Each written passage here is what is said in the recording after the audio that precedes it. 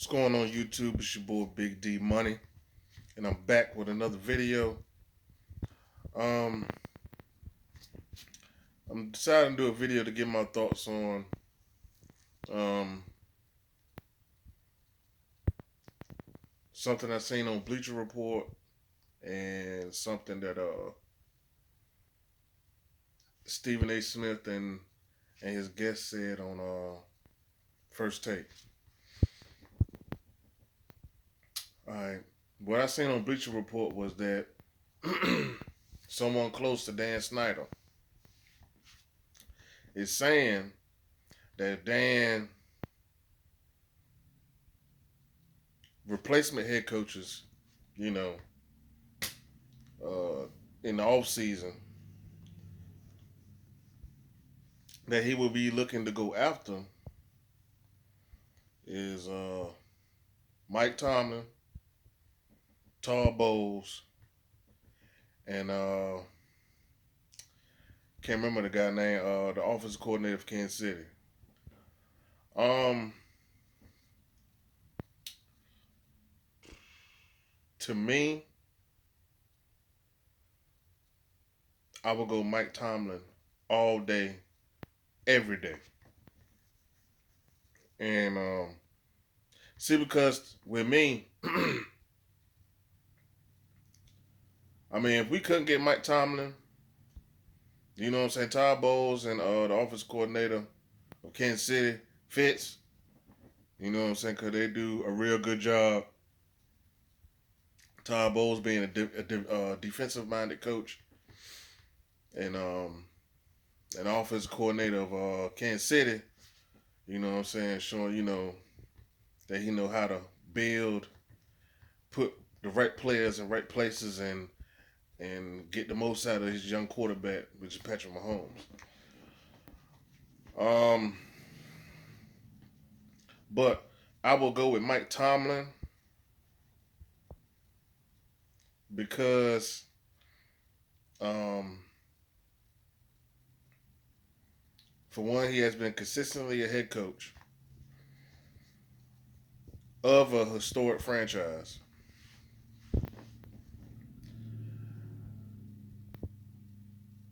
He knows how to win, and he just, to me, gives off what I've said in the previous video, that I want a hard-nosed coach. A coach that, you know, is going to hold his players accountable, and a coach that's going to expect, excuse me, and demand the most out of his players. That's what we need. And moving on from that, what Stephen A. Smith said is something I like even more on top of Mike Tomlin being the head coach.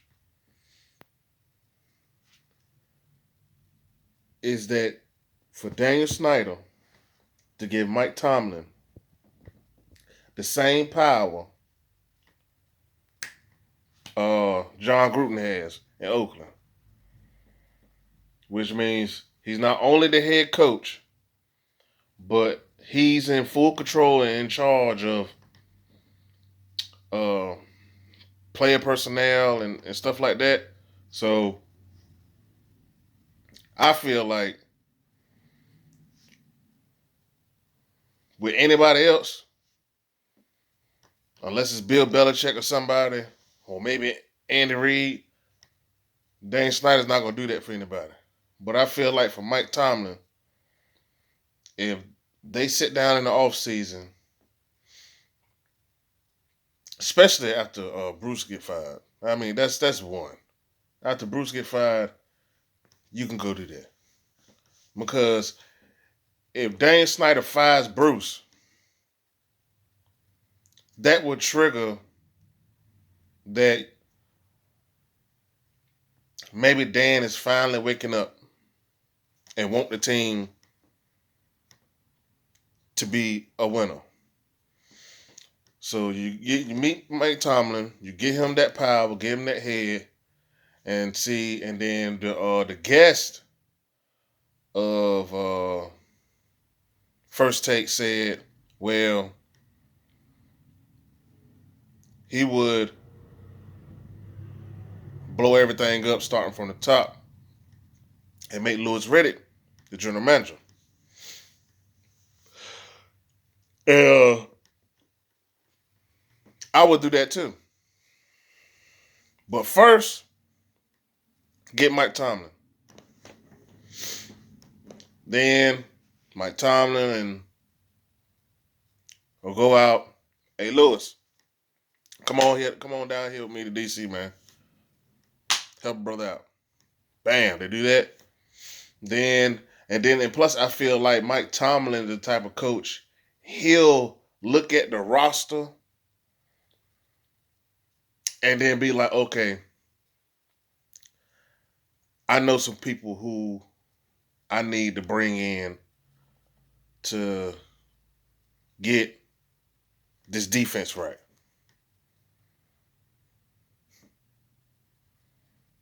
And Mike Tomlin is a proven head coach. So he get the call. He get the calling. Guys gonna be, oh, way in there. So, I mean, that's how I see it. I mean, Louis Riddick, the GM, Dan Snyder empowers Mike Tomlin the exact same way Oakland did for John Gruden.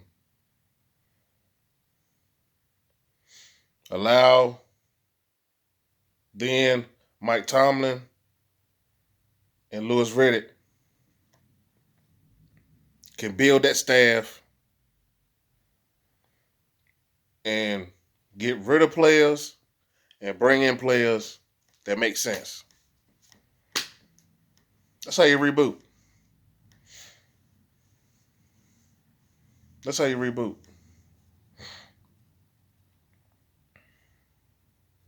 Dan just need to take a step back.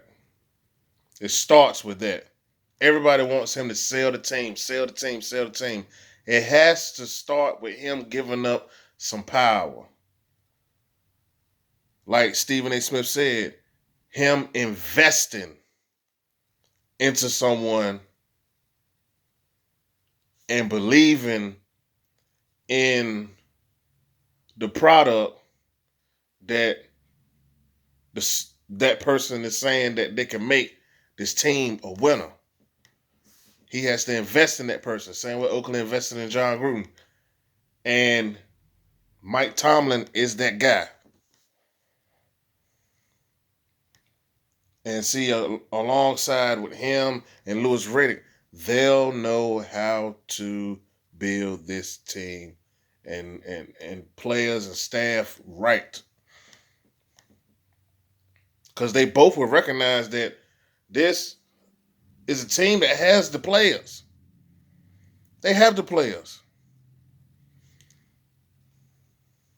We just need to build the staff up.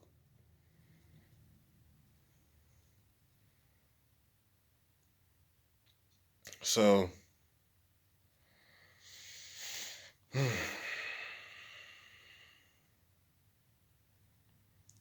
I mean, that's what I feel like we got to do. That's what I'm gonna be looking forward to. I always liked it, Mike Tomlin. His attitude towards the game, um, understanding of the game. Like, I like Mike Tomlin. I do.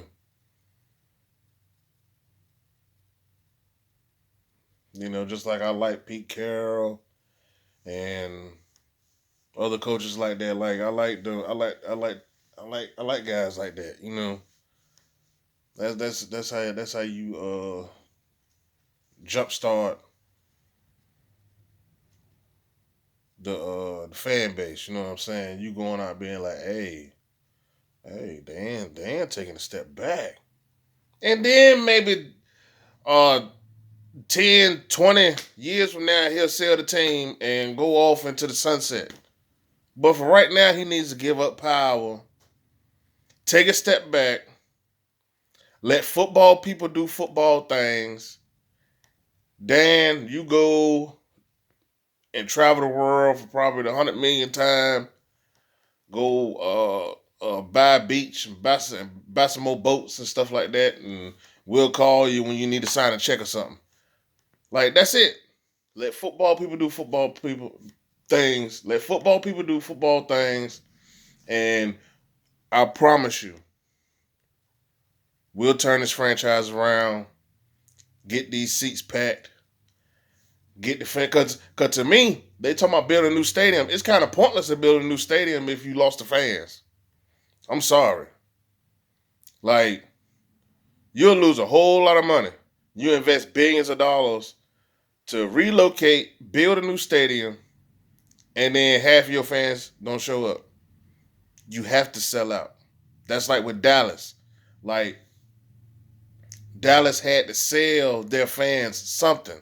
So they've sold their fans the thought of them going to the Super Bowl every year. So when it was time to build a stadium, they knew that their stadium would sell out every single week.